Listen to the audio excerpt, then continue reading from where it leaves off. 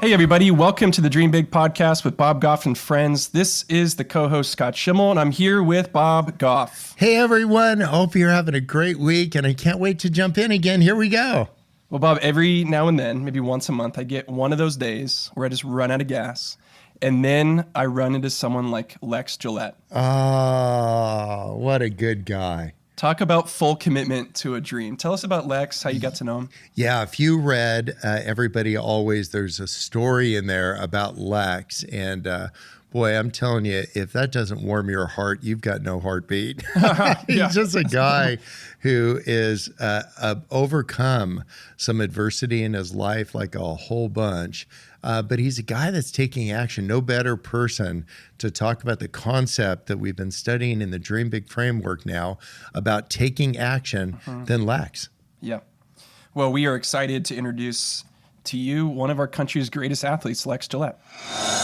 Hey, everybody. I have my friend Lex Gillette with me on the podcast. And Lex, thanks so much for joining us today. Oh, of course, Bob. How are you? I'm doing so good. It's just fun talking to a good friend.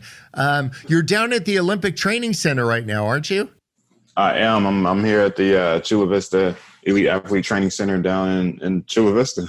The thing that we're talking about today is this idea of taking action.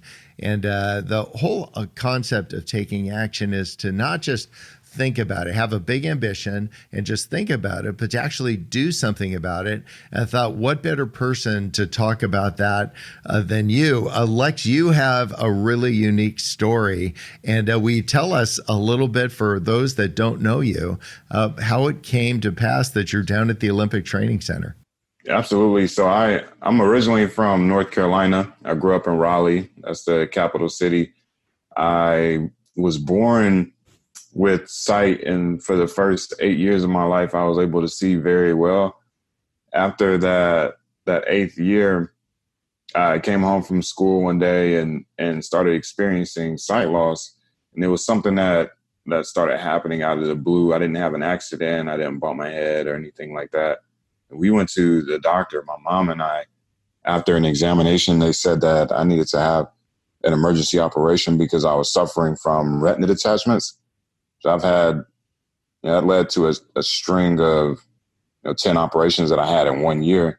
And I've had a total of 13 in total to try to fix the issue, but they were all unsuccessful ultimately. And after the last operation, it was one of those deals where you go home, go through your routine and go to sleep, wake up the next morning, and you see a little less than what you did the day before, until one day I woke up and I couldn't see anything.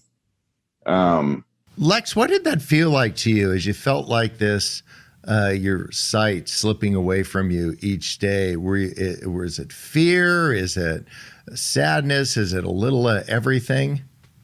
Yeah, I mean, I definitely would say it's a lot of everything. I think sadness would, be a very good word to use. You go from seeing the world and seeing your family, your neighborhood, and just a lot of different things that you're used to waking up every day and seeing your friends at school, getting on the bus and seeing the bus driver, and just things that you're used to seeing on a daily basis, and to not have the ability to do that anymore is definitely, saddening and painful. And I'm pretty sure there was some fear wrapped up in there as well, not knowing what would be next.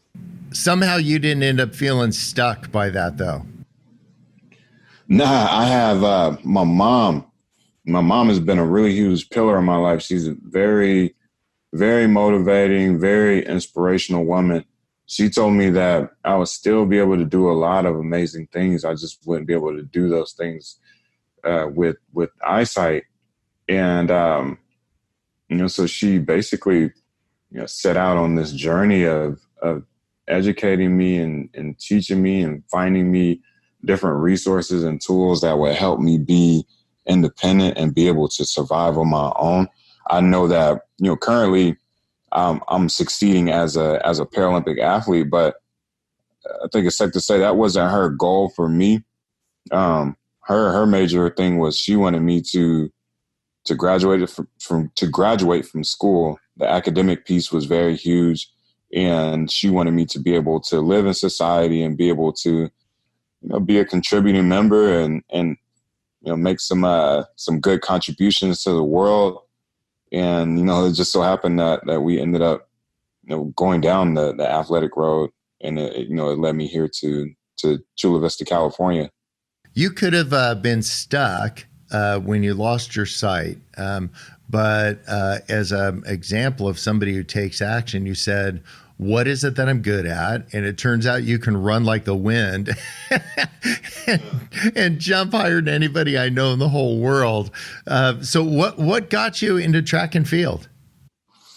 I think all of it, stemmed from my mom. I think, one additional thing to say, she always would tell me that, you decide what you can do and no one else. And I've basically taken that to heart as something that, I stand on that and live by that. And in high school, I was in PE class.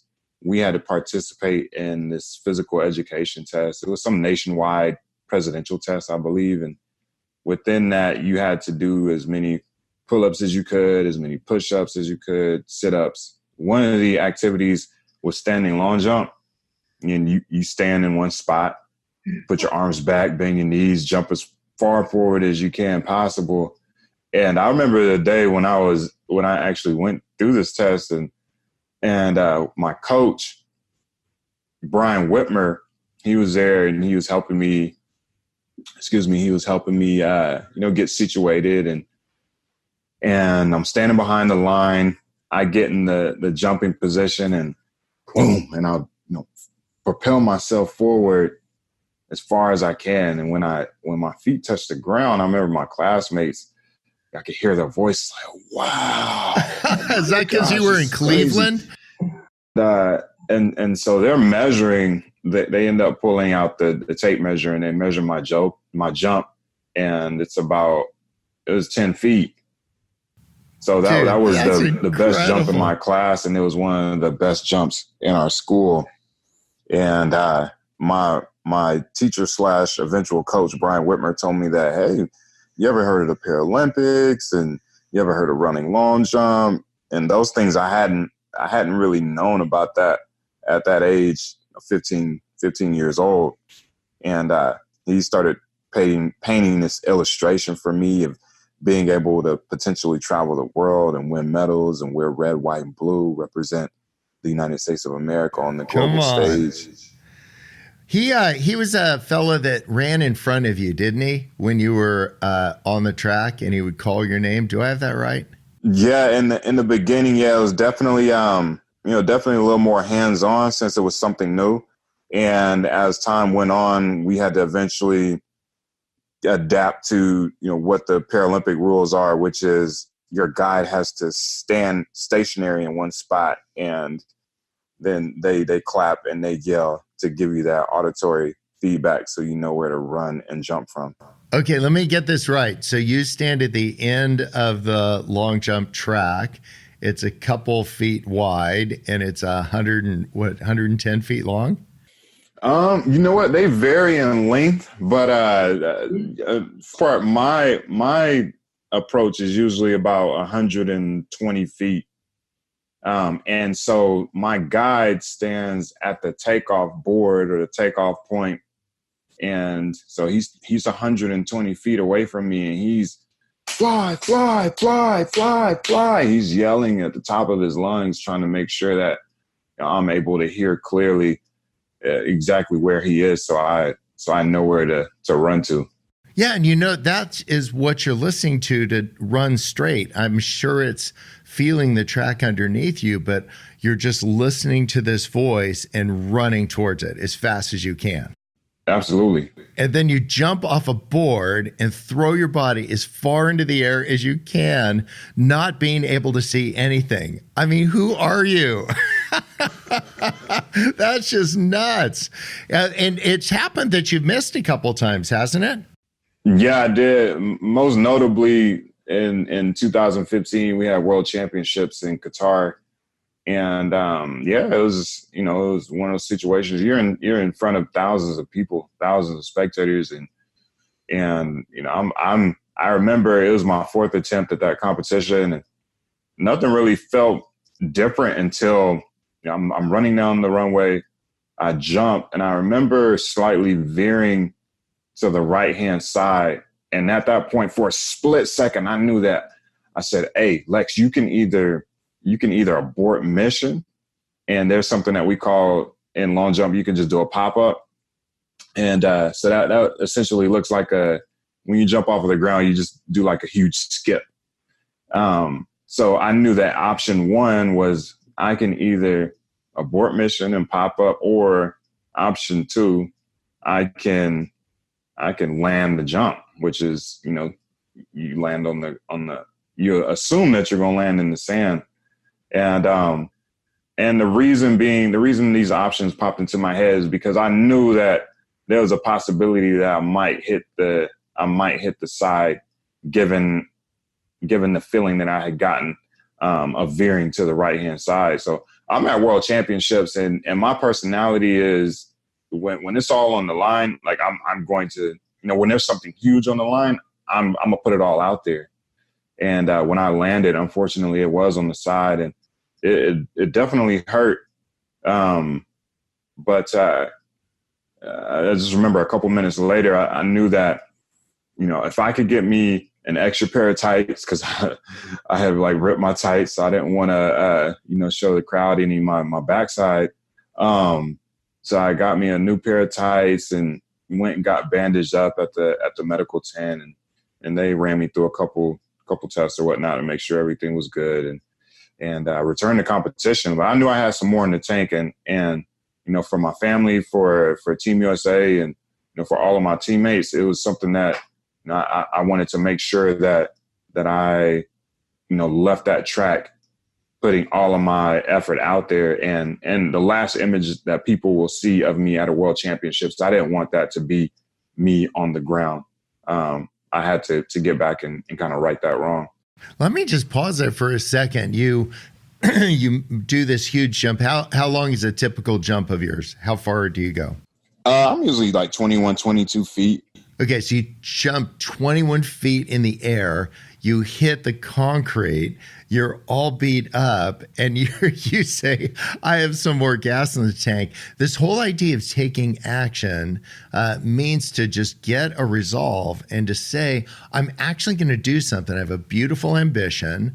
I'm going to look for an opportunity to explore that thing. Then I'm going to clear away everything in the way. I'm doing this thing. And that's, I think, the thing that about you has always impressed me, Lex. You're a guy that knows what he wants. And when you know what you want, you're willing to do what it takes to get what you want. When you walk back to the track again and you just jumped 21 feet and crashed and burned, what was going through your mind? Definitely a lot of adrenaline.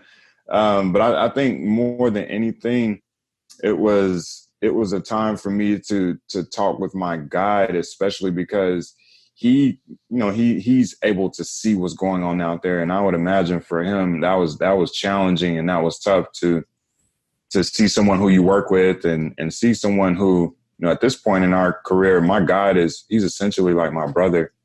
And, you wouldn't want that to happen to anybody in your family or any of your friends. And so I just, wanted to make sure that he was okay, and to let him know that, hey, I still, this is a part of the game. Every time that I step on the long jump runway, I know that there's a possibility that, something like this may happen. I'm not afraid of that. I'm not scared of that by any means. And I don't want you to feel as though that is your fault.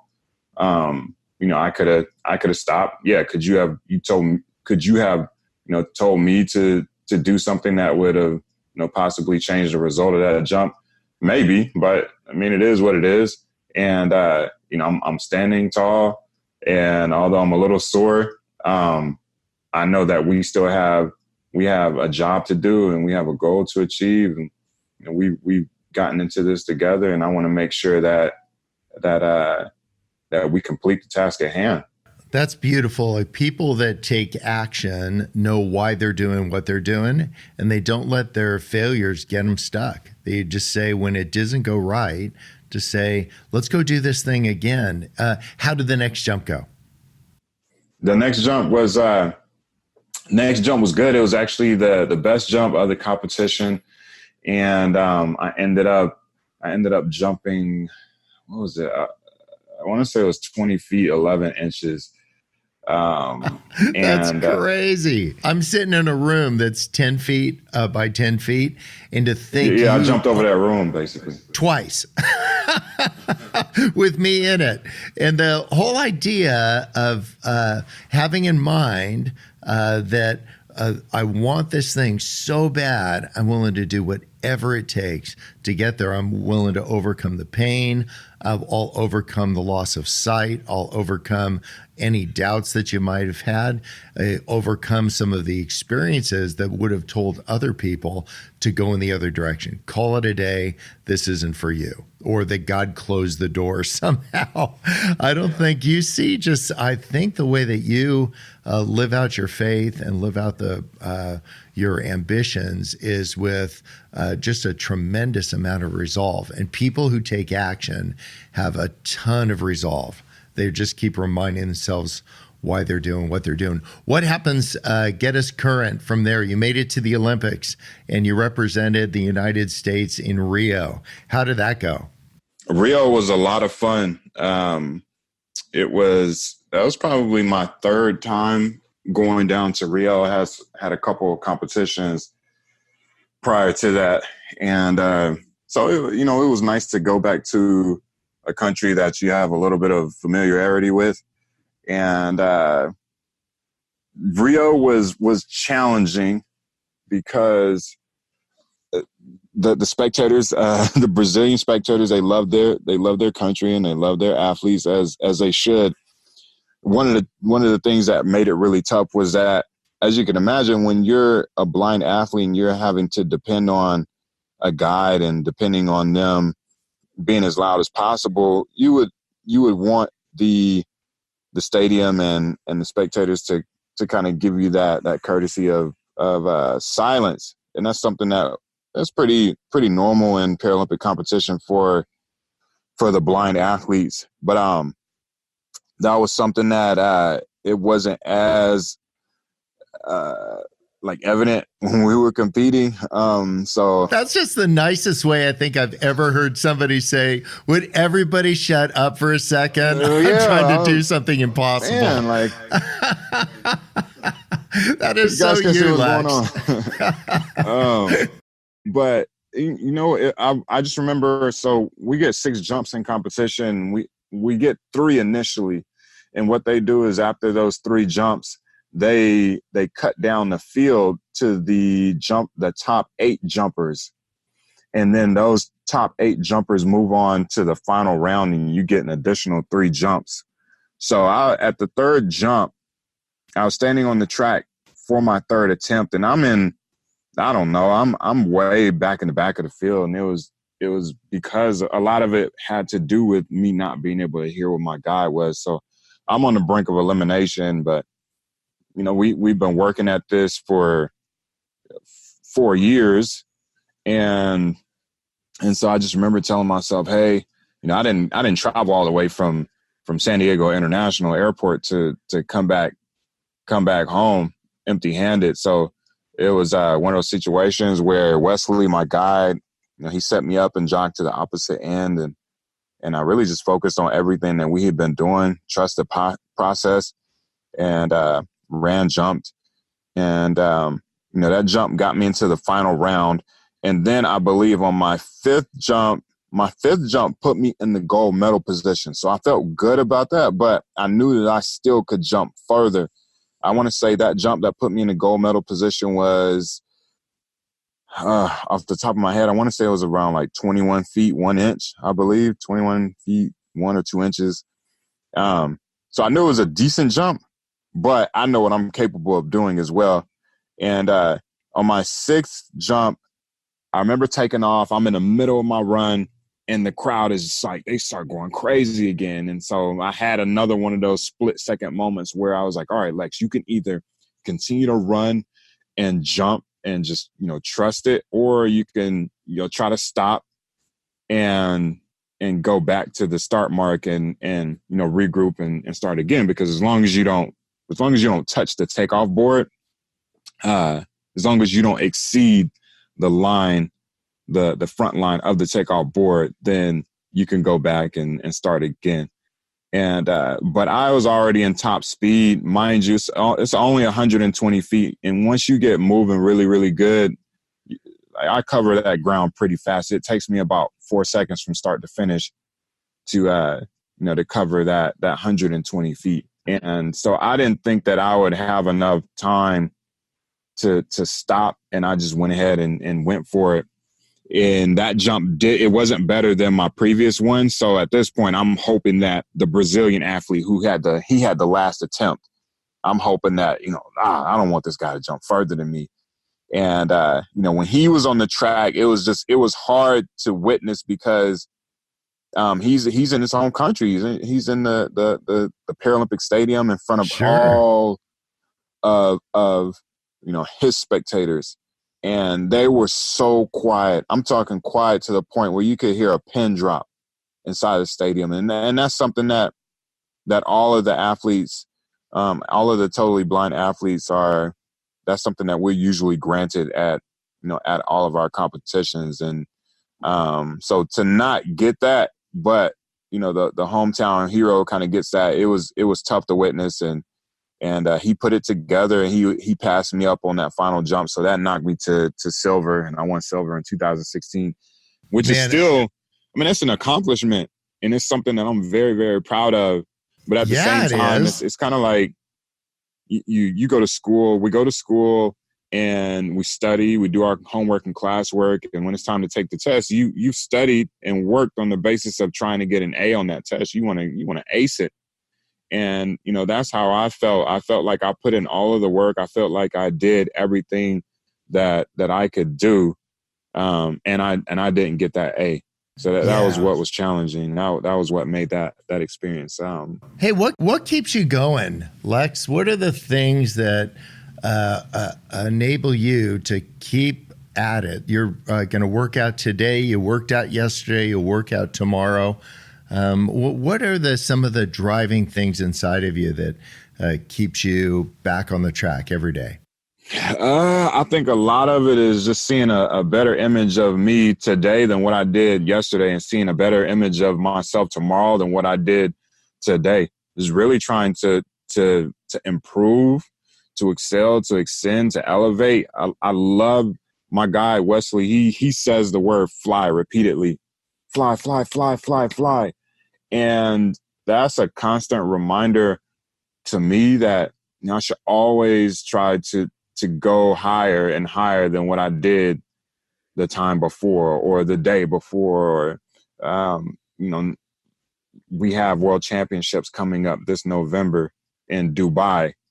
And, it's just a constant motivator and reminder to say, hey, 2017 World Championships, that ended in gold, and that was nice. But this is 2019. It's a new year. What can you do to be better? What can you do to not only win gold, but to make that gold even more memorable than the time before? And I look at that. That's the same mindset I have for absolutely everything. I want each of my speeches to be better than what they were the time before. And each time that I get on a podcast, or each time I, connect with someone else, I want to make sure that, I do better, because in a lot of ways, people see that and they feel that. I'm a really big believer in, the energy that you put off. And not only do I want to be better for myself, but I want to be better for those who are watching, because they can absorb that and get an idea of some things that they can incorporate into their own lives so that they can fly as well. Yeah, I'm telling you, I'm one of those guys. Like, I've watched your life close up and from afar, and it's just been so inspiring to see a guy with your kind of talent and courage and willingness to just continue to go after that. I think there's nobody that personifies this idea of taking action more than you. Tell me about you in 10 years. Tell me, Lex, in 10 years. We're both older guys. I'll be 70. 70? Oh, man. Bobby, What are you going to be you doing? look good for your age.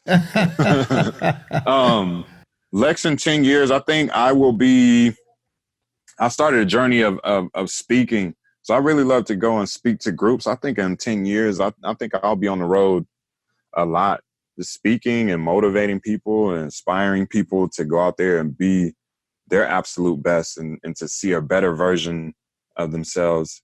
And I really love connecting with other people. And I know how important it was to have, people like my mom and Coach Whitmer and all of my guides and even you, Bob, to have people who can, provide a springboard of sorts where you can, jump off of that and just propel yourself into the air, into different opportunities and new things. And well, there's a lot of people that know who you are now. That's for sure. One of the things that you say that's so beautiful, Lex, do I have it right? It isn't what you look at, it's what you see. Oh, yes. That's one of my favorite sentences in Everybody Always. And it's totally true because everyone can, you can have 10 people who look at the same thing, but everyone sees something different. I think that's the beauty of life and perspective and moving forward, unafraid. That's one of the things that is like you. For those that haven't been down to the Olympic Training Center, when you pull into the parking lot, there's all kinds of housing, but there's also a BMX track because they have a new competition and it's BMX racing. And so I was walking on the track and Lex said, well, yeah, I rode on this thing. I'm like, what? Tell me how that happened. You jumped on a BMX bike, you're blind, and you get on an Olympic track that is challenging for people that have sight. Yeah. I have one of my really good friends, Ariel. She was a BMXer and I've always, to kind of set the scene, I rode bikes prior to me losing sight and eventually I started riding them again after I had lost my sight. And my balance is pretty good. My spatial awareness is really good as well. And I just remember when I was talking to Ariel, I was telling her that I don't have an idea of what BMX looks like. It's something that I've never seen it before in those 8 years that I was able to see.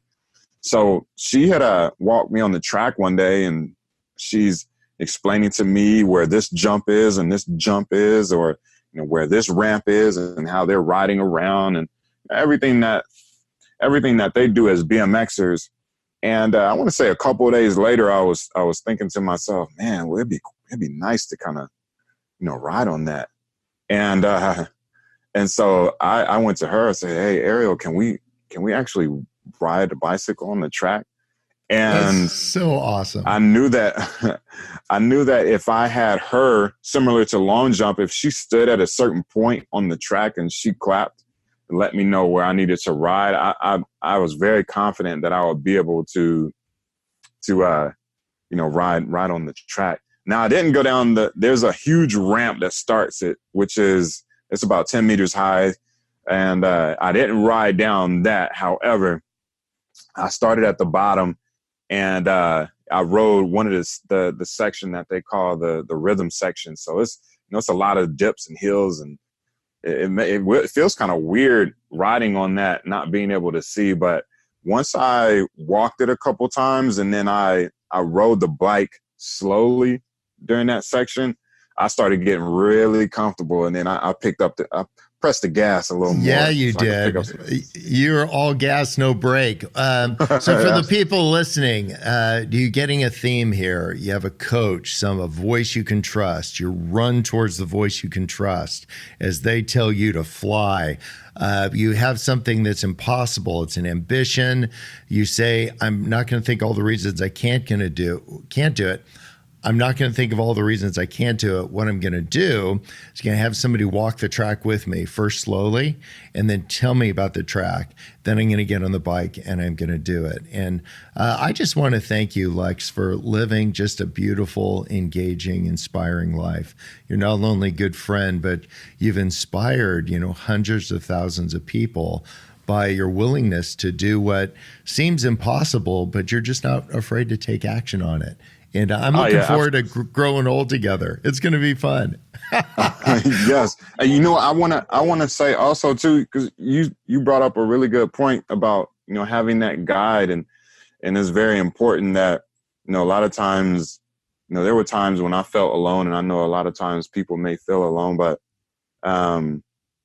you have people. There are people who, they're helping you, and they're essentially your guide. And one of the things that really helped me out a lot also is when I took that first jump with Coach Whitmer, and I felt, frightened, and I didn't know my surroundings, and I thought I would hurt myself from, running and jumping without being able to see. It was one of those deals where you're like, all right, well, I don't want to trust this guy.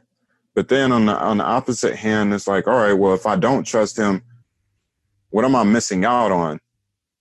What will I miss out on? What opportunities will I not, face, and not have the chance to experience because of me not trusting?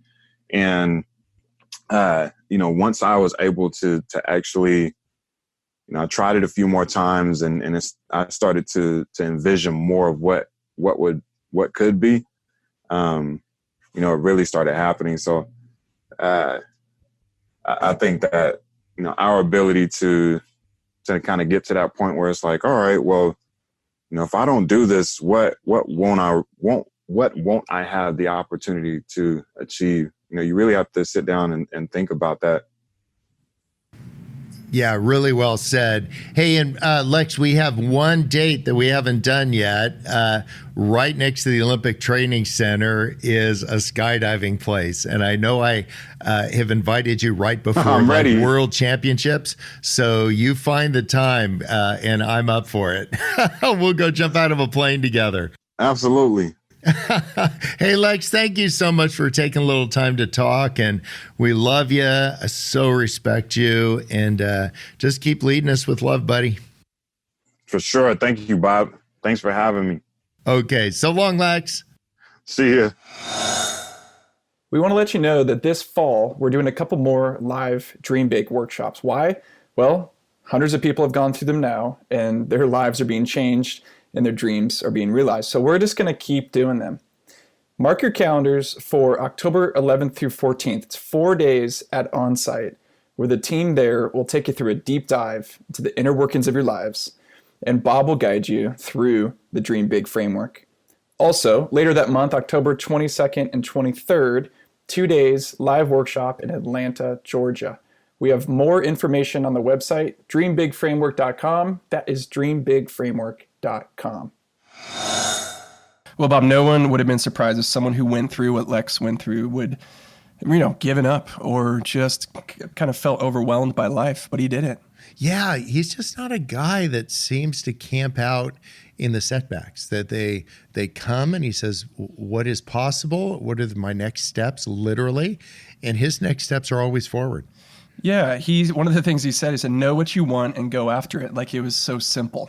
But for some people, it's not that simple. Why do you think that is? Well, I think they don't have voices they trust around them. Huh. And I think what I've tried to do, what I see in Lex, is to surround myself with voices I trust and run towards those. Yeah. And if faith is important to you, then run towards Jesus. If there's some other people in your life that are important to you, run towards voices you can trust. And so the more that we do that, the more that we have an accurate read about what's actually possible in our life. And so you've got a big ambition. You've looked for opportunities. You've kind of cleared the path like we've talked about before. What are some of the limiting beliefs? And then take action. Yeah. Don't say, here are all the reasons I can't get out on the track. Just take action, run your race. Well, some people I think are just wired for it. It's who they are.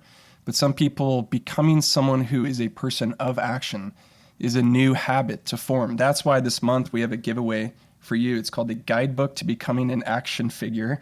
It's a PDF you can download in the show notes. And what it is a way to guide you to develop new habits and patterns in your life. And what if 30 days from now, you could become someone who just gets stuff done because it's how you've been rewired. It's crazy. It seems like there'd be more to it, but there actually isn't It more actually to isn't, it. yeah. We just cracked the code. You're welcome. Like, just make some stuff happen. Take action. You've got the dream. You've got the ambition. You've been around the sun a couple times. Let's get the show on the road. Let's get after it.